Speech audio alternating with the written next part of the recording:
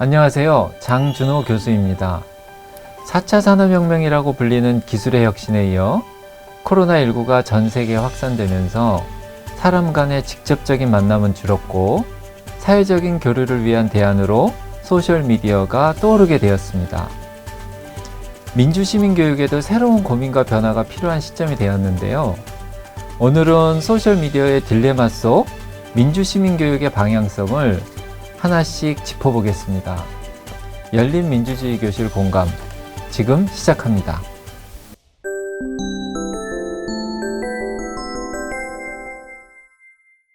오늘 함께 해주실 분들 소개합니다. 먼저 인덕원 중학교 강정훈 선생님 나오셨습니다. 예, 안녕하십니까. 안녕하세요. 그리고 선거연수원의 이종희 교수님 나오셨습니다. 안녕하세요. 그리고 대구 카톨릭대 장우영 교수님 자리해 주셨습니다. 예, 안녕하십니까. 안녕하십니까. 네, 오늘 중심이 될 이야기는 소셜미디어와 민주주의 그리고 민주시민교육입니다. 디지털 기술이 급격히 발전하는 모습을 보면서 많은 분들이 아마도 이제 격세지감을 느끼실 텐데요. 정치 참여에도 많은 변화가 일어나고 있습니다. 개인적으로 인상적인 사례는 지난 2020년 유권자 정치 페스티벌이었는데요. 코로나19로 인해 온라인으로 진행이 됐습니다. 그 선거연수원에서도 이런 디지털 온라인 민주시민교육에 대한 연구가 많이 진행되고 있죠? 네, 맞습니다. 선거연수원에도 시대 변화에 맞춰서 다양한 콘텐츠들이 생산이 되고 있고요. 그리고 교육도 온라인으로 많이 진행이 되고 있습니다. 올해 제3회째로 유권자 정치 페스티벌이 개최가 되었죠. 올해는 코로나 사태로 인해서 비대면으로 개최가 되었습니다. 온라인으로 개최가 된 거죠.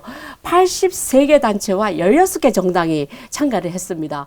여기서 다양한 콘텐츠들이 나왔는데요. 그중에서 제가 참 눈여겨본 부분은 유튜버 저널리즘에 대한 그런 토론회도 있었습니다. 그래서 그 유튜버 저널리즘에서 어떤 얘기가 있었냐 하면 유튜버 저널리즘이 사실상 새로운 저널리즘 형태로 등장한 건 사실입니다. 자기가 생각하는 바를 그냥 자유롭게 피력할 수 있는 그런 공간이 열린 거죠. 그리고 많은 경우들이 1인 미디어의 역할까지도 하는 그런 경향을 보이고 있습니다. 단점도 존재합니다. 가짜 뉴스가 확산되는 그런 경향까지도 나타내고 있는 거죠. 그래서 이번 유권자 정치 페스티벌에서는 이 토론회에서는 유튜버 저널리즘의 역할과 과제에 대해서도 심도 있는 토론이 이루어졌습니다. 그 외에도 많은 콘텐츠들 중에서 정말 뉴미디어에 대한 그런 콘텐츠들이 있었죠.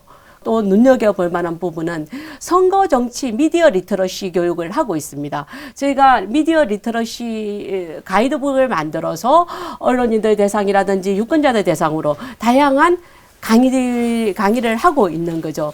그래서 그야말로 새로운 미디어의 환경에 맞춰서 다양한 콘텐츠들이 생산이 되고 있다는 말씀을 드릴 수가 있습니다. 네.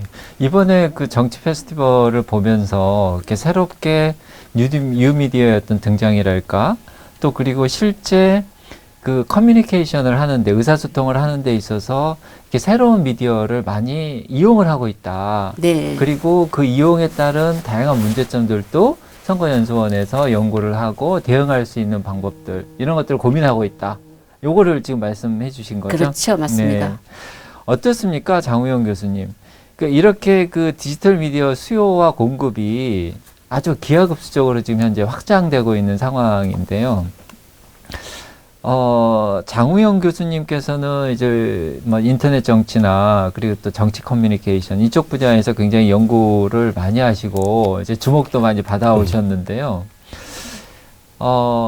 이제 SNS, 그 다음에 소셜미디어, 우리가 디지털 미디어라고도 하죠. 근데 이것들이 이제 확산이 쭉 되는 과정 속에서 굉장히 선거나 또 정치 지형에 굉장히 많은 변화가 있었을 것 같아요. 어떻습니까? 예, 그 소셜 미디어도 이제 일반적으로 다른 미디어와 같이 이제 인간의 소통 욕구, 그리고 관계 맺기 욕구, 이제 이런 것들을 반영한다고 할 수가 있겠죠. 그래서 이제 인간의 내면적인 욕구 실현이라고 하는 게 한 측면이 있고, 네. 특히 이제 우리가 과거의 텍스트 기반의 미디어에서 이제 산업사회에 오면서 영상 매체로 넘어가지 않습니까? 근데 그 영상 매체를 제작할 수 있는 권한이 이제 또 지금 일반 시민들로 넘어오는 단계로 이렇게 볼 수가 있고요. 이렇게 하다 보니까 구조적인 문제가 약간 있습니다. 어떤 구조적인 문제? 그러니까 일반적으로 미디어에서 정보를 생산해낼 때는 우리가 어떤 소스에서 메시지를 뽑아내고 그것들을 게이트키핑하고 유통시키는 이러한 일련의 절차들이 있는데 게이트키핑은 뭘 게이트키핑은 어떻게 이해됩니까? 그야말로 문직이죠. 그러니까 우리가 예를 들어서 신문에 하루에 이제 수백 개의 기사가 나간다라고 했을 때 모든 기사 후보들이 다 나갈 수는 없겠죠. 그러니까 언론사에서 이 기사는 합당해, 합리적이야, 혹은 문제가 있어. 이건 더 알아봐야 돼 등등 하니까 이거를 솎아내는 과정을 거치게 돼 있는 거죠. 이제 그런데 우리가 소위 이제 2000년대 정보화 사회로 이동을 하고 콘텐츠를 만들고 소통시키는데 일반 개인들이 전면적으로 개입을 할 수 있다는 거죠. 그러니까 지금 현재는 그렇게 됐죠. 그렇죠. 그러니까 우리가 흔히 이제 온라인 미디어, 뉴 미디어를 시민 미디어라고 또 할 때는 긍정적인 하나의 측면이 되는 거죠. 일방적으로 수용자의 입장에 있지 않고 내가 생산할 수도 있으니까. 그래서 이제 명함을 모두 가지고 있는데 이때는 미디어의 책무성이 일단 문제가 될 수가 있습니다. 구조적인 문제라고 하는 게 내가 생산을 해냈을 때 우리가 흔히 사회적인 용어로 이걸 저널리즘이라고 부르더라도 실질적으로 이걸 언론행위라고 볼 수가 있느냐라고 했을 때요. 그러니까 기존의 미디어 법제의 통제는 받지 않는다. 그러니까 뭐 민형사상의 그런 통제는 받더라도 우리가 그래서 분명하게 이런 부분을 좀 구분해서 좀 이렇게 볼 필요가 있을 것 같다라고 하는 것이고요. 그런데 이제 구조적으로 이렇게 다른 소셜 미디어가 이제 등장함으로써 네. 나름대로 기존의 어떤 정치 지형이나 선거에도 영향을 많이 미친 부분들이 있겠죠? 상당히 많이 미치고 있습니다. 어떻게 미쳤습니까? 일단은 이제 가장 중요한 게 우리가 뭐 인터넷이나 소셜 미디어 이전에 일종의 매스 미디어 환경에서 정치 정보를 습득하고 내가 정치에 참여하는 것은 뭐죠? 거의 공식적인 뉴스나 신문을 통해서 내가 정보를 습득하고 어떤 이제 행위를 하는 것인데 지금 소셜 미디어는 이제 뭐 일상적인 공기와 같은 존재가 돼버렸죠. 상시적으로 내가 정보를 받아들이고 정보를 또 해서 이월시키기도 하고 이런 과정들이 있는 것이고 이전에는 정치적인 이제 행위를 한다라고 했을 때 대부분 유권자들이 정당을 통해요. 그러니까 정당을 경유해서 이제 해서 가는데 지금은 이런 부분들이 사라졌죠. 그러니까 내가 지지하는 혹은 반대하는 정치인들에 대해서 직접적인 지지나 공격을 행사할 수가 있겠죠. 비단 우리나라뿐만 아니죠. 그리고 이제 아무리 대의제 정치를 운영을 한다라고 하더라도 더 많이 주목받는 사람들이 있겠죠. 더 많이 주목받는 이렇게 실시간 검색에서 이렇게 위에 있다거나 무슨 대선 후보로서 1, 2등 하는 분들 이분들이 이제 소셜 미디어 안에서 소비되는 것도 딱히 어떤 정량값을 말하긴 어려워도 하여튼 한 50% 이상이라고 보통 봅니다.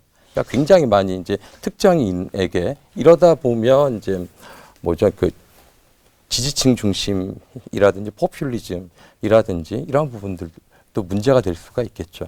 그거는 이제 저희가 좀 차분히 좀 얘기를 진행하면서 좀 더 이렇게 깊이 다뤄보도록 하겠습니다. 우리 강정훈 선생님께서는 학교에 계시는데요. 예. 실제로 이제 그 학교 현장에서 학습 패러다임이 이제 디지털 매체로 인해서 굉장히 많이 이렇게 변화하셨다는 거를 직접적으로 느끼셨을 것 같아요. 네. 그러니까 예전의 아이들하고 지금의 아이들은 전혀 다른 아이들로 변하는 것 같아요. 특히 요즘 아이들 같은 경우에는 아주 어렸을 때부터 스마트 미디어를 만지는 세대잖아요. 그러니까 디지털 미디어에 가까이 하다 보니까 그러니까 해가 달라지면서 많이 변하는 아이들을 보고 있습니다. 그 디지털 미디어 같은 경우에도 좀 양면성이 있을 것 같은데요. 예. 어떻습니까? 저는 미디어는 칼과 같다고 생각합니다. 칼이요? 예. 이 칼이 요리사한테 주어졌을 때는 네. 정말 음식을 만드는 훌륭한 도구로서 사용이 될 수 있다는 거죠. 네. 그렇지만 그 칼이 강도나 도적에게 들렸을 때는 사람을 해치는 흉기로 작용할 수도 있습니다. 그렇기 때문에 이 칼이 누구에게 들려지느냐에 따라서 전혀 다른 칼이 되듯이 저는 디지털 미디어도 아이들이 어떤 마음으로 어떻게 사용하느냐에 따라서 전혀 다르다고 생각합니다. 이런 디지털 미디어는 긍정적인 면도 있고 부정적인 면도 항상 공존하는 것이죠. 긍정적인 면으로 보면 시공간을 초월했다는 것, 그리고 웹 2.0이라고 해서 누구에게나 열려져 있는 똑같은 힘을 행사하는 참여 민주주의로 작용할 수도 있는 반면에 부정적인 면으로는 사생활 침해라든지 또는 정보의 왜곡이 있다고 생각합니다. 모든 사람들이 이렇게 그림이 나온다거나 영상이 나오면 그 그림이나 영상이 사실이라고 믿거든요. 그런데 실제로는 미디어는 어느 각도에서 어떻게 찍느냐에 따라서 진실이 완전히 뒤바뀌어 보일 수 있다는 거죠. 그렇기 때문에 미디어를 대할 때 항상 생각하면서 이렇게 바라보는 그런 태도를 기르는 것이 정말 중요하다고 생각합니다. 어쨌든 저희가 이제 새로운 매체는 기본적으로 그 그림이잖아요. 영상이고 예, 예. 이미지이지 않습니까? 예. 그런데 지금 우리 강 선생님이 말씀하시는 걸 이렇게 쭉 들어보면 그런 이미지가 얼마든지 매체를 통해서 왜곡될 수 있다. 예. 그리고 그런 왜곡된 매체를 통해서 우리는 인식을 하고 예. 뭔가 정보를 얻고 예. 그렇기 때문에 항상 매체를 통해서 얻는 정보는 예. 가짜일 수도 있는 가능성이 항상 있는 거네요. 그렇죠. 저는 그래서 미디어가 항상 사실이라고 생각하는 것보다 이게 가짜일 수도 있다라고 생각하는 게 저는 진실을 대하는 좋은 방법이라고 생각합니다. 일단 의심해보고 예, 예. 보는 거. 근데 이제 그런 비슷한 문제가 새로운 뉴미디어에서도 나타나는 것 같아요. 그러니까 예. 알고리즘의 문제라든가 예. 아니면은 정보의 왜곡이라든가 아니면 그걸 이제 사용자 입장에서 중독의 문제라든가 예. 뭐 이제 다양한 문제들이 생길 것 같은데요. 이걸 다루고 있는 영화나 또 다큐멘터리가 많아요. 예. 그래서 최근에 제가 아주 재미있는 다큐멘터리를 하나 봤는데요. 소셜 딜레마라는 다큐였습니다. 거기서 보니까는 우리가 사용을 하면서 남긴 기록들이 다 이렇게 남고 집적이 되고 또 이게 마케팅에 활용이 되고 뭐 이런 측면들이 있더라고요. 그런데 실제로 우리가 소셜 미디어를 사용하는 데 있어서 여러 가지 우려되는 지점도 있겠죠? 어떻습니까? 장호영 교수님. 예, 아무래도 소셜 미디어를 아는 사람들끼리 사용을 하겠죠. 그러니까 뭐 모르는 사람들하고 쓸 수도 있지만 우리는 소셜 미디어 자체가 소통을 하면서 관계망이 만들어지거든요. 그러니까 주로 누구랑 이제 소통을 하게 되죠. 우리가 오프라인에서도 심리가 그렇죠. 나하고 친한 사람들하고 대화를 하지 불편하게 친하지 않다고 말을 걸거나 하지는 않습니다. 하기 때문에 소셜 미디어에서 소통을 할 때 가장 큰 착시가 내가 지금 알고 있는 게 이 세상에 가장 객관적인 내용이다라고 착각을 할 수가 있고 이게 사고의 잣대가 될 수도 있고요. 그리고 이게 좀 더 집단화가 되면 어떤 현상이 되는가 하면 우리가 정치 현상 같은 데서 볼 수가 있죠. 소셜 미디어에 여론이 이러하다라고 해가지고 대표성을 부여를 해버립니다. 그러면 이건 완전히 집단의 착각이 일어나고 상당한 정치적인 위험을 내포를 하겠죠. 이러한 면들이 있고요. 사실 그 소셜 미디어도 유형에 따라서 분류가 좀 가능해요. 우리가 가장 많이 쓰고 있는 왜 그 카카오톡 같은 경우는 이제 폐쇄적이잖아요. 관계망이 내가 딱 아는 분들. 그런데 이제 우리가 서구에서 유입되는 경우를 보면 거의 이제 오픈되어 있죠. 그래서 계속해서 이제 확장되게 돼 있는데 그래서 이게 어떤 집단의 심리를 반영을 하기도 해요. 그래서 우리나라 같은 경우는 대체로 이 폐쇄망이 굉장히 문화적으로 발전을 지금 해나가고 있는데 사실 이러한 구조에서는 이렇게 개인이나 집단이 착시할 수 있는 가능성이 훨씬 더 크게 나타납니다. 그럼 우리나라 같은 경우에 좀 그런 착시 현상 같은 게 더 심각하게 나타날 수 있다 이런 말씀이신 예. 거죠? 네, 굉장히 우려되는 지점이기도 한데요. 예. 아까 교수님께서 이제 집단의 어떤 착각이라고 이야기를 하셨는데 최근에 이제 디지털 미디어들이 빅데이터가 누적이 되면서 이제 점점 기술이 발달하다 보니까 이제 필터 버블 현상이 나타난다는 거죠. 이제 유땡땡을 봤을 때 어떤 사건을 보게 되면 그거와 유사한 사건들이 계속 이렇게 이어지면서 자기가 하나의 어떤 사상에 관련된 사건을 보면 이런 쪽으로만 계속 이렇게 추천이 되면서 이런 것들만 보다 보면 생각이 그 다양한 어떤 사고를 갖는 게 아니라 한쪽으로 계속 편향이 돼서 확증 편향까지 일어나는 그런 사고 때문에 어떤 집단들이 자기만의 생각에 고립되는 게 아닌가 그런 생각이 들고요. 이제 부정적인 이야기 하셨는데 사실 우리가 이런 디지털 미디어를 나를 위해서 써야 되는데 내가 점점 하다 보면 이게 너무 재밌고 그러다 보니까 이 속에 빠져들어서 내가 삶 속에서 필요한 만큼만 쓰는 게 아니라 너무 여기에 몰입이 되다 보니까 내가 오히려 끌려다니는, 그래서 정작 사람과 사람 사이의 어떤 소통을 위한 매체이지만 내 주변에 가까운 가족들이나 친구하고는 정작 소통을 못하고 멀리서 이렇게 감정적인 소통만 나누는 그런 것들도 이런 단점 중에 하나가 아닌가 그렇게 생각합니다. 그러니까는 우리에게 가까운 사람들 그리고 꼭 소통을 해야 되는 사람들과는 소통을 못하고 소통을 네. 할 시간이 없고요. 예. 오히려 이제 먼 곳에 떨어져 있는 예. 사람들과 소통을 하면서 그 안에서 여러 가지 착각도 일으킬 수 있고 또 감정의 변화를 일으키기도 하면서 또 그 안에서 어떤 나름대로 정체성도 형성이 되겠죠. 예. 미디어, IT 기업에서 어떤 기술들을 활용을 하고 있기 때문에 그런 필터 버블이 생기는 겁니까? 구글의 예를 들어 볼게요. 구글에 내가 회원 가입을 하고 뭐 일정한 약관에 이제 동의를 하는 절차를 마쳤다 그러면 기본적으로 거기에서 이제 이메일 활용 정책에 이제 동의를 한다는 것입니다. 그러면 뭐 개인 정보를 뭐 다 해서 이렇게 소팅해서 분류를 하지는 않겠죠. 다만 지역적으로 또는 그 이용자가 제공한 정보가 있겠죠. 그 정보를 토대로 해서 그룹핑을 하게 됩니다. 그러면 이 사람들 이제 이 사람이 주로 이제 뭡니까 이제 어떠한 뭐 소비 성향, 주로 이게 시장 업계 일이니까 뭐 어떤 소비 성향 이제 이런 것들 뭐 그러니까 뭐 일상생활을 하나하나 감시한다 이런 의미까지는 아니고 이런 것들을 가지게 됩니다. 그러면 거기에 맞춰서 이제 맞춤 영역의 소위 이제 스팸 광고 같은 것도 많이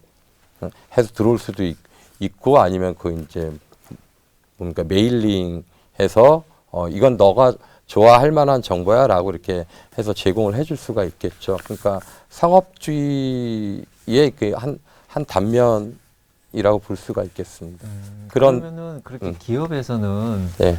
저희가 제공한 정보 내지는 저희들이 실제로 이렇게 찾아보고자 하는 정보 이런 것들이 이제 기록이 되면서 네. 우리들의 어떤 그 패턴이라 그럴까요? 이런 부분들이 사실은 그 기업의 그 소셜미디어의 기업의 알고리즘에 의해서 분석이 되면서 저희들에게 계속 비슷한 정보를 그렇죠. 제공을 한다. 그래서 이제 필터 버블이 생기는 거다. 그렇게 이해하면 되는 겁니다. 예. 근데 사실 이거는 이제 소위 이메일이 등장한 이후에 네. 물론 지금은 좀 더 진화된 것이고요. 그때는 수작업을 했겠죠.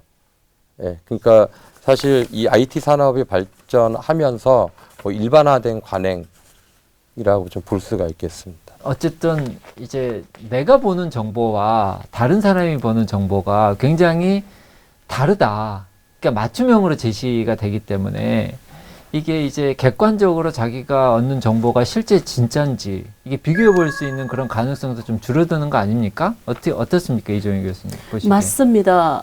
가장 큰 문제점은 이런 현상들이 사회 양극화를 심화시키는 그런 현상으로 이어지고 있습니다. 그뿐만이 아닙니다. 분절화되는 거죠. 네. 지금 이게 선거하고도 많이 연결이 되는데요. 세계적으로 지금 2017년, 18년, 19년, 20년 선거를 제가 세계적으로 분석을 해봤더니 어느 때보다도 양극화가 극심하게 나타난 그런 선거 현상들이 나타나고 있어요. 그러다 보니까 극우주의 정당들도 상당히 득세하는 그런 현상들까지도 연결이 되고 있는 거죠. 그래서 지금 이런 우리가 소위 말하는 그 소셜 네트워크라든지 아니면 뉴미디어의 그런 역할들이 사실상 심각한 그런 부작용들을 초래하고 있는데 그런 기술의 발달에 비해서 제도는 상당히 뒤처져 있다. 그런 생각을 하게 됩니다. 어떻습니까? 정치 부분을 좀 분석을 해보면 예. 실제로 소셜미디어의 사용이 네. 이 확산이 예. 정치에 있어서의 어떤 분절 내지는 양극화 예. 아까 말씀드렸던 뭐 진보와 보수 사이 간의 어떤 극단적인 어떤 대립이라 그럴까요? 아니면 그룹핑이라 그럴까요? 뭐 이런 현상들이 실제로 정치 현장에서 나타나고 있는 거죠, 교수님? 실제로 나타나고 있습니다. 네. 실제로 나타나고 있는데 그 온라인은 비대면 상황이죠. 그렇죠. 그러니까 대면하지 않기 때문에 개인의 정체성이 상당히 탈락된 상태에서 심리적으로 이완된 상태에서 이렇게 하게 되고요. 대면 상황에서는 이제 상대방을 굉장히 인식하죠. 그런데 이게 각 사회의 정치적 양극화라든지 사회 정치 문화를 통합해서 봐야 돼요. 그렇게 봤을 때 안 그러면 멀쩡했는데 소셜 미디어 때문에 이렇게 됐다라고 하는 정치 현상이든 사회 현상이든 우리가 그렇게 바라보는 건 곤란하다. 이미 뭔가 하면 그 사회가 굉장히 분절적이고 양극화된 뭔가가 있다라고 했을 때 이 잠재적인 씨앗을 좀 더 크게 키워주겠죠. 비대면 상황에서. 이렇게 이해를 할 필요가 있겠고 양극화는 지금 전 세계적인 현상이고 제가 봤을 때는 소셜미디어하고 소셜미디어가 더 크게 키우는 이런 역할은 했겠지만 소셜미디어가 지배적인 요인이라고 보기는 굉장히 좀 어렵습니다. 그 자체는 어렵고 그리고 많은 사람들이 비용을 지불하지 않거나 덜 지불하면서 참여할 수 있는 공간이기 때문에 현상적으로는 굉장히 이제 소셜미디어 때문이야라고 이렇게 할 수가 있게 이게 또 하나의 확증 편향이 될 수가 있는 거죠.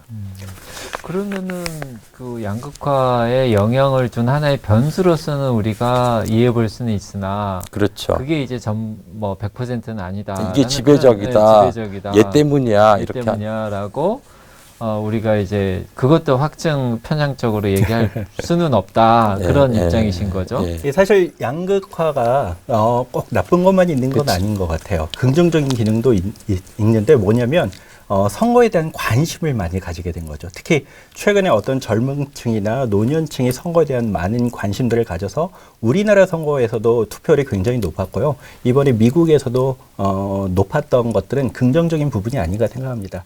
이제는 결과적으로 우리 청소년뿐만 아니라 어른들도 이런 확증 편향에 대비하기 위해서 내가 좋아하는 뉴스만 보는 게 아니라 의도적으로 반대편에 있는 뉴스도 보고자 하는 이제 그런 노력들이 필요한 시대가 되었다고 생각을 합니다. 그래서 이런 것들이 굉장히 중요하고요. 그다음에 두 번째로는 비판적 사고가 중요하다는 거죠.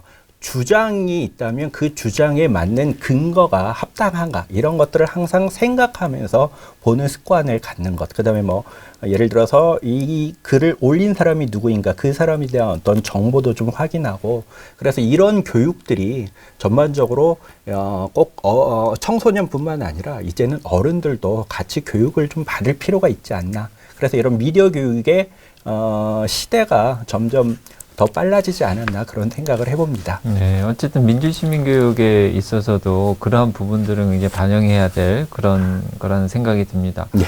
자, 그런데 어쨌든 아무리 비판적인 사고의 능력이 우리가 있더라도 미디어를 통해서 이제 소셜 미디어를 통해서 가짜 뉴스가 막 올라오고 또 그게 막 확산이 되고 그러면 굉장히 이제 사실 혼란스러울 것 같아요. 이정희 교수님.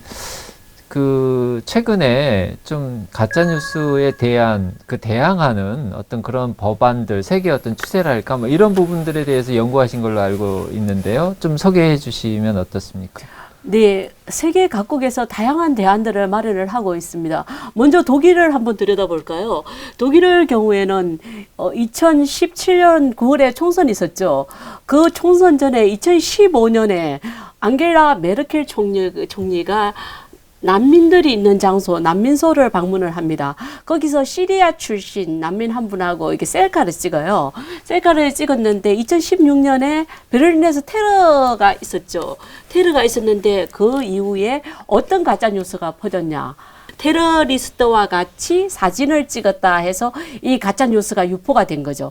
그게 2017년 총선 이전에 정말 많이 유포가 되었습니다. 선거 직전에 너무나 많은 가짜 뉴스가 유포가 되다 보니까 독일에서는 물론 그전에도 고민을 많이 했었지만 결정적으로 2018년 1월부터 그러니까 네트워크 운영법이라는 법을 시행을 하게 됩니다. 가짜 뉴스의 대응법이라고 할 수가 있겠는데요. 일단은 가짜 뉴스나 혐오 발언 이런 거에 대한 신고가 들어와요. 신고가 들어온다든지 불만이 제기되었을 경우에 한 24시간 시간을 줘요. 24시간 내에 삭제를 하지 않을 경우에는 660억 원의 벌금을 부과를 하게 되는 거죠. 그리고 6개월에 한 번씩 이 기업들, 그러니까 회원을 200만 명 이상 가진 그런 소셜 네트워크 기업들은 보고서를 써야 돼요. 거기에 가짜 뉴스가 얼마나 있었고 어떻게 처리했으며 삭제를 했는지 이런 거를 해서 정부에다가 보고를 해야 되는 그런 현상이 벌어진 거죠. 그러다 보니까 페이스북에서는 베를린과 에센에 삭제센터를 만들어요. 삭제센터를 만드는데 요원들이 그야말로 거기서 검색을 해서 삭제를 하는 거죠. 그리고 그럴 경우가 있잖아요. 이게 정말 가짜 뉴스인지 분별이 안 가는 경우가 있죠. 그럴 경우에는 일주일의 유예 기간을 줍니다. 그러면 일주일 내에 삭제를 하도록 하고 있는 거죠. 그러다 보니까 이 법이 상당히 처음에는 비판이 많았어요. 비판도 있었지만 지금 가짜 뉴스를 예방하는 데는 상당히 효과적인 것으로 나타나고 있습니다. 네, 그 네, 그게- 해외 사례가 굉장히 많을 것 같은데 네네. 일단 이제 독일 사례를 듣고 우리나라로 한번 시선을 옮겨보죠. 우리나라 같은 경우에도 소셜 미디어 이용률이 세계 3위 수준인데, 그렇죠. 근데 이제 그만큼 디지털 미디어가 선거에도 많이 영향을 줄 것 같아요. 아까 장우영 교수님께서 뭐 100%는 아니다, 뭐 확진 평연적으로 볼 필요가 없다, 뭐 이런 말씀을 하셨는데 실제로 선거에는 굉장히 많은 영향을 줄 것 같습니다. 자, 그런데 어쨌든 우리나라 한국에서도 중앙선거관리위원회에서 사이버 선거범죄 대응센터, 또 사이버 공정선거 지원단, 뭐 이런 것들을 운영을 하면서 뭔가 아까 말씀하셨던 뭐 가짜뉴스나 허위사실 뭐 이런 것들을 관리하고 있는 것 같아요. 그래서 그 약간 소개를 해주시면 좋을 것 같은데, 아까 뭐 독일 사례를 말씀해 주셨으니까 우리 중앙선거관리위원회가 어떻게 하고 있는지 좀 부탁드리겠습니다. 네. 제19대 국회의원 선거에서 사이버 선거 범죄가 1,700여 건이었습니다. 그런데 그 다음 선거, 제20대 국선에서는 국회의원 선거죠. 국회의원 선거에서는 10배로 증가를 해서 17,000여 건이 발생을 했습니다. 상당히 많이 늘었네요. 네네. 그리고 지난 대선, 19대 대선이죠. 4만 건이 넘었습니다. 아이고. 이번 국회의원 선거 5만 건이 넘었죠. 이렇게 사이버 선거 범죄가 점점 증가하고 있는 그런 현상을 나타내고 있습니다. 범죄도 점점 지능화되고 있죠. 이런 현상들에 따라서 선관위에서도 다양한 대책들을 마련을 하고 있고, 그리고 발빠르게 대응을 하고 있습니다. 사이버 선거 범죄 대응센터에서 디지털 포렌식 범죄 수사도 하고 있고, 과학적 수사 기법도 도입을 해서 하고 있는 그런 현상을 나타내고 있습니다. 좀 저희가 좀 시선을 좀 돌려서 학교로 좀 넘어가 보도록 하겠습니다. 이게 소셜 미디어가 우리 학생들에게 굉장히 많은 영향을 미치는 것 같습니다. 요즘에 특히 이제 그 코로나19로 인해서 아이들이 집에 있고 대부분 또 이제 온라인으로 수업도 하고, 이게 제대로 되고 있는지 뭐 아닌지는 잘 모르겠습니다만은 어쨌든 아이들이 기본적으로 이제 혼자 있는 시간도 많고, 또 자기가 가지고 있는 스마트폰을 활용을 해서 정보에 접근도 하고 이제 연결도 되고 다른 친구들이랑. 근데 굉장히 그 안에 뭐 긍정적인 측면도 있겠지만 학교 현장에서뿐만이 아니라 아이들 생활에 있어서도 굉장히 이게 변화가 있을 것 같습니다. 선생님이 보시기에는 어떻습니까?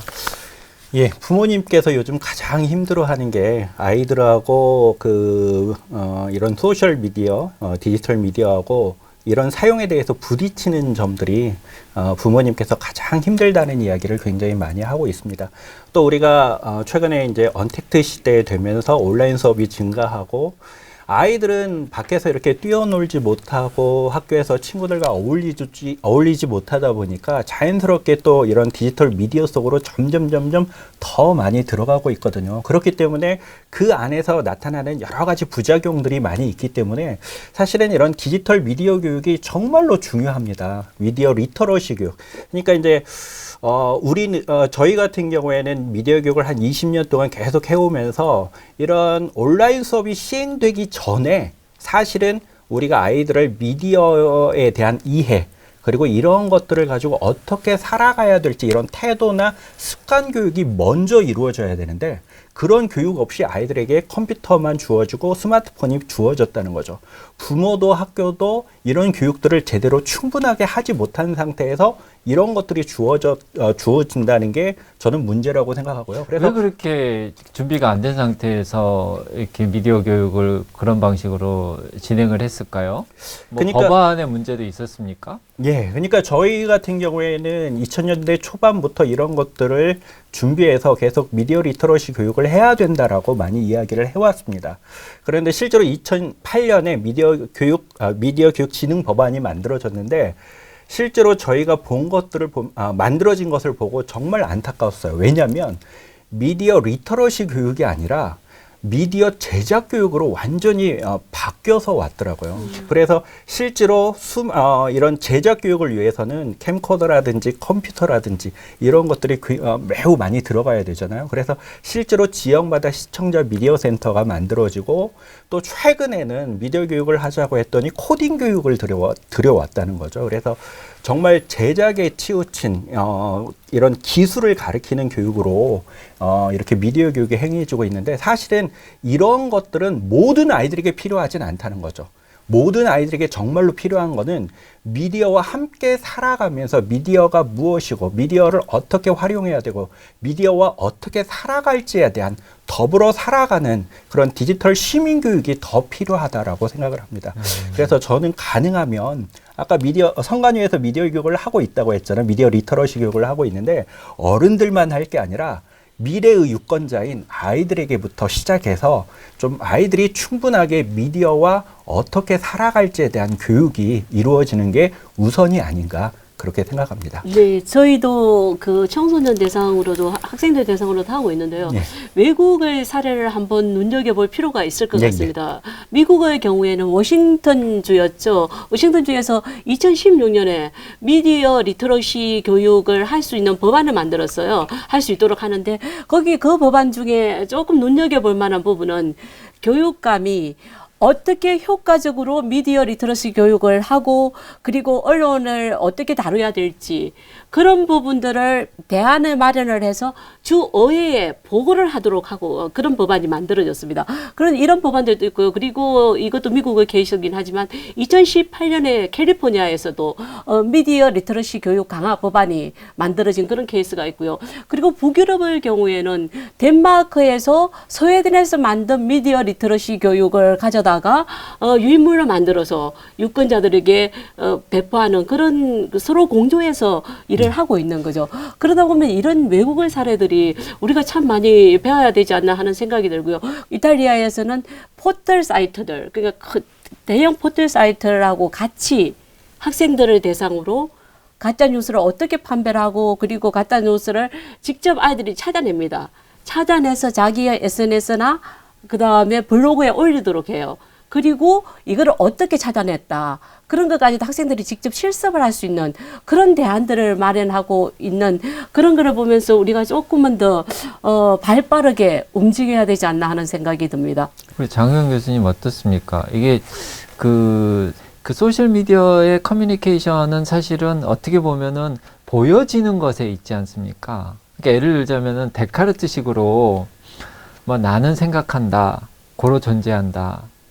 이게 우리가 계몽주의적인 철학 입장에서 보면 우리가 하나의 비판적인 시민으로서 계몽된 사람으로서 자기 이성을 사용해서 뭔가 제대로 판단하는 그런 인간의 모습이 나는 생각한다, 난 고로 존재한다 라는 어떤 그 나의 생각과 나의 존재가 일치되는 그런 측면들이 있어요. 그게 어떻게 보면은 우리가 시민의 모습으로서 기대할 수 있는 부분일 것 같아요. 그런데 자꾸 이렇게 소셜미디어가 보편화가 되고 그 안에서 소통이 강화가 되면 기본적으로 나는 보여진다.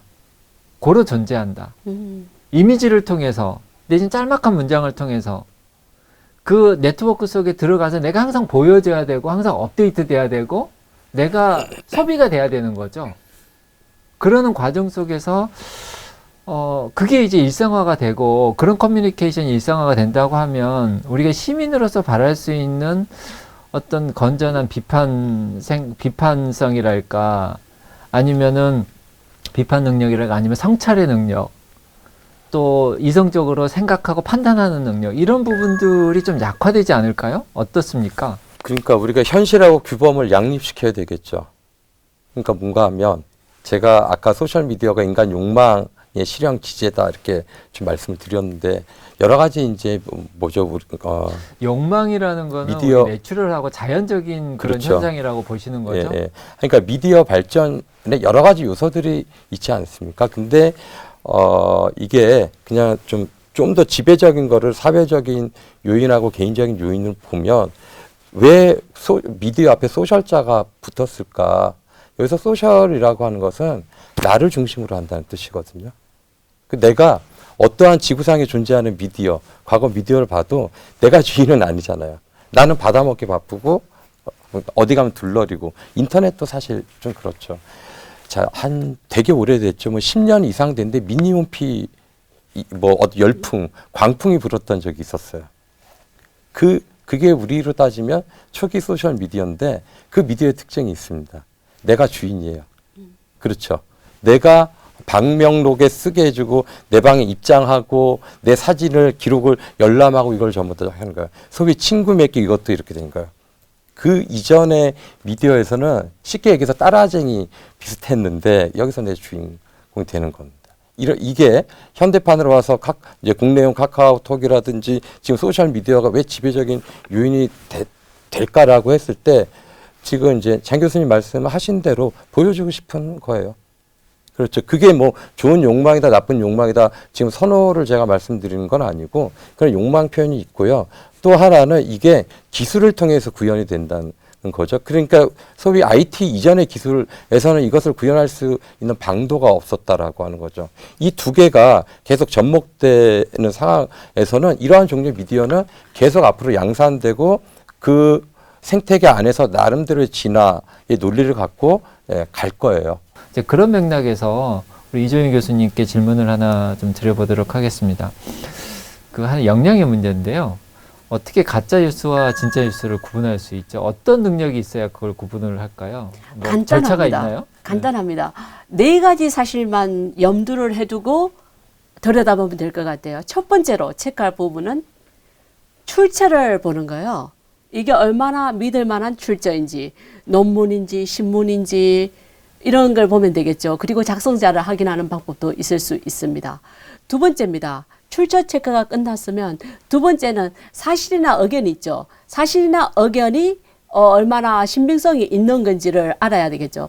근데 가끔씩은 풍자성을 그런 거를 그냥 이 사실로 인식을 해서 공유를 하는 경우도 있기 때문에 이런 점은 주의를 해야 됩니다. 세 번째입니다. 다른 사실이 있는지를 체크를 해봅니다. 다른 사실이 있는지를 체크를 하다 보면 내가 이거 검색했던 이런 것들이 사실 아니라는 게 나오게 되겠죠. 그 다음에 마지막 단계로는 다른 의견이 있는지도 보는 거죠. 이 네 가지 단계를 보는데 우리가 또 여기서 조금 눈여겨서 봐야 될 부분은 팩트 체크나 그런 사이트들도 있죠. 그리고 전문가 의견도 들어보는 게 상당히 중요하다는 생각을 하게 됩니다. 우리 강 선생님 학교에서는 예. 어떻게 우리 아까 그 미디어 리터러시 교육 이렇게 말씀을 하셨는데 미디어 리터러시 교육도 어떻게 보면 개통상 내지는 큰 맥락에서 보면 하나의 민주시민 교육입니다. 예, 예. 그러니까 민주시민 교육이라는 상위 개념 하에 미디어 교육도 들어가고 뭐 우리가 얘기하는 뭐 다문화, 뭐 세계 시민 내지는 뭐 이제 통일 교육까지 내지 인성 교육 뭐 이런 다양한 그 주제들이 이렇게 들어가는데 사실 그 위에는 민주시민 교육이 있겠죠. 근데 이런 소셜 미디어의 확대 그리고 거기서 생기는 아이들의 삶에 있어서 끼쳐지는 나쁜 영향들 뭐 이런 맥락들을 우리가 생각해 봤을 때 앞으로 이제 민주시민 교육이라는 게 어떤 방식으로 학교에서 좀 실시가 되면 좋겠습니까? 저는 이제 한 3가지 정도로 중요한 부분을 꼽고 싶은데요. 첫 번째로는 생각할 수 있는 힘을 교육하는 게 중요하다고 생각합니다. 우리가 모든 것들을 교육을 통해서 가르칠 수는 없거든요. 그리고 세상은 우리가 가르치지 않는 부분까지 계속 우리가 생각하지 못하게 변화하거든요. 결국은 이 아이들이 생각할 수 있는 힘을 키우면 세상이 우리가 생각하지 못하는 방향으로 변해도 그걸 적용할 수 있다는 거죠. 두 번째로는 이걸 배운 게 있으면 그것으로 알므로서 끝나는 것이 아니라 이것을 행동으로 보여줄 수 있어야 됩니다. 그러니까 아는 것은 내가 이렇게 하지 말아야지 하는데 실제로 행동에서는 전혀 다른 결과가 나올 수 있거든요. 그렇기 때문에 행동까지 바뀔 수 있는 교육으로 실천할 수 있는 교육으로 바뀌어야 된다고 생각하고요. 세 번째로는 그것을 나 혼자만이 아니라 이제는 내 주변에 있는 친구들까지 공유하고 같이 공동체 안에서 그런 것들을 실천할 수 있도록 표현하는 그런 단계까지 나가는 게 정말로 우리가 미디어 리터러시 교육 그리고 이런 디지털 미디어 시대에 정말로 지혜롭게 살 수 있는 방법이 아닌가 그렇게 생각합니다.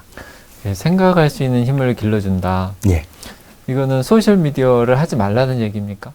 아니 그렇지 않습니다. 소셜 미디어를 하지 않고는 우리 아이들은 살아갈 수가 없는 시대가 네. 되었습니다. 그렇기 때문에 예전에는 교육이 울타리를 쳐놓고 좋지 않은 것은 울타리 밖에 있는 건 좋지 않은 거야. 너네는 여기는 절대 가서도 안 되고 봐도 안 되고 하지도 마. 이렇게 했었다면 이제 교육은 이 울타리를 좀 열어놓되 아이들이 그 속에서 옳고 그른 것들을 분별할 수 있도록 그런 힘을 주는 미디어 교육이 되어야 되지 않나 그렇게 생각합니다. 네, 알겠습니다.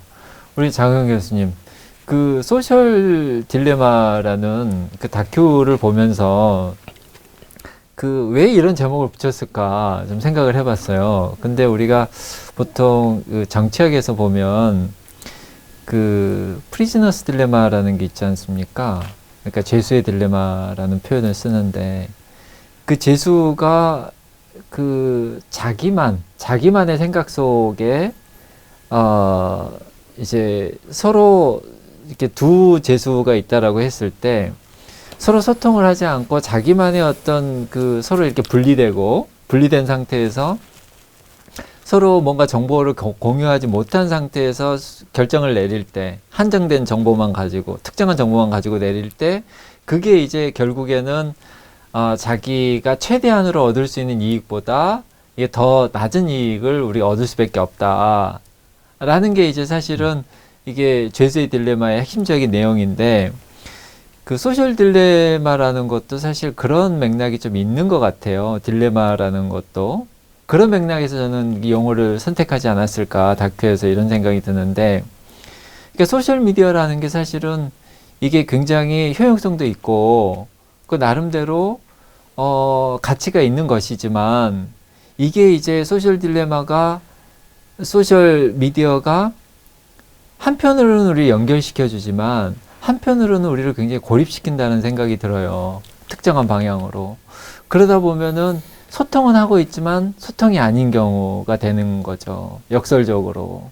그래서 결과적으로 봤을 때는 우리가 죄수의 딜레마처럼 우리들에게 실제로 이익이 되지 않는 그런 상황에 놓이게 되는 그게 이제 소셜 딜레마이지 않나. 소셜 미디어와 관련된 어떻게 생각하십니까? 저도 생각은 거의 동의를 하고요. 제 개인적인 경험 말씀드리면 저는 소셜 미디어를 하지 않습니다. 네. 우리 거 카카오톡만 합니다. 네. 애초부터 하지 않았다가 아니라 그러면 뭐 이제 하다가 끊었습니다. 페이스북이나 네, 아니면 페이스북, 트위터나 뭐 이런 거 페이스북, 트위터 제가 실질적으로 분석은 하지만 저는 하지 않습니다. 네. 저도 안 합니다. 예. 네, 하다가 저도 멈췄거든요. 예. 네. 왜 그게- 멈췄습니까? 이제 소통하는 방법은 이제 인간마다 다를 수가 있겠죠. 근데 이제 공의 소통의 목표가 있잖아요. 뭐 그냥 꼽아서 이야기를 하라 그러면 설득시키고 동의를 구하는 거거든요. 누군가를 혼내는 것도 그거고, 누군가에게 돈을 뺏는 것도 그거고, 설득과 동의인데, 제가 이 설득과 동의를 구하기 가장 사람들이 쉬운 데가 어디겠습니까? 가족이겠죠. 친구겠고, 끼리끼리 마음 맞는 사람들 있죠. 그렇죠. 이거를 온라인상에 굉장히 압축적으로 구조화를 해놨어요. 소셜미디어가. 자, 여기까지는 좋은데, 이게 이제 뭡니까? 사실 허위라든지 긴가민가한 거, 주관적인 거, 이게 나한테는 절대적인 사실 기준으로 저걸 하게 되고, 제가 빠지게 되고, 또 어떤 순간에는 동의하지 않으면 열뇌가 될 수도 있는 거고, 고립당하기 싫지 않습니까?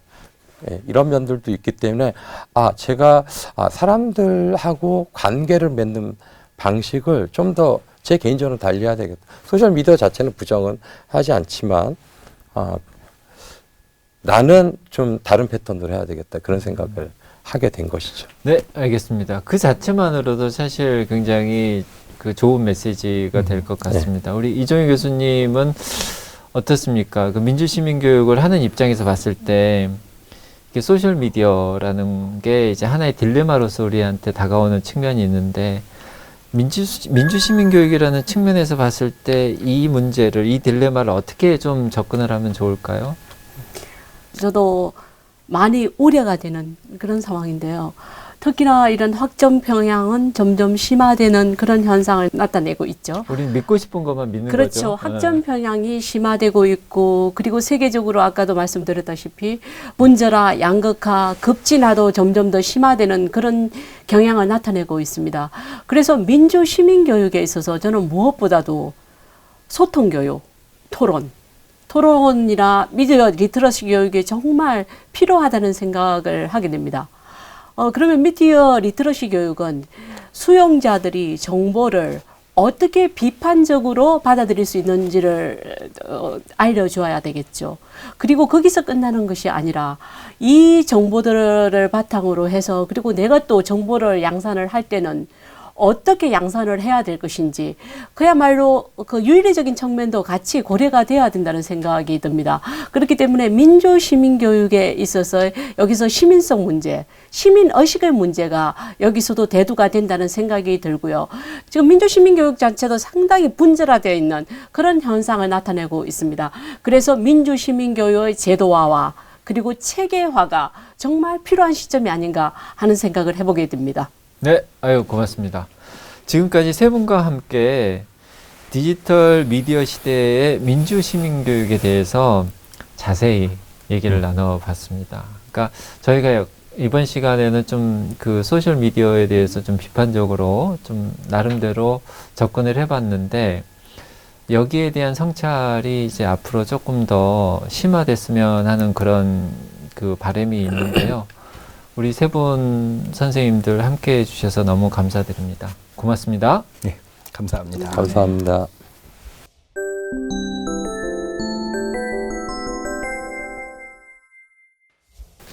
많은 사람들에게 소셜미디어는 일상 속 일부분이 되었습니다. 이제 우리는 소셜미디어를 통해 생각과 의견을 말하고 경험과 관점을 공유하고 있습니다. 편리함과 즐거움을 주는 기술의 이면에 여러 진실이 가려지는 것은 아닌지 깊이 생각해 보았던 시간이었습니다. 사람들에게 소셜미디어가 덫이 아닌 도구로 남게 되길 바랍니다.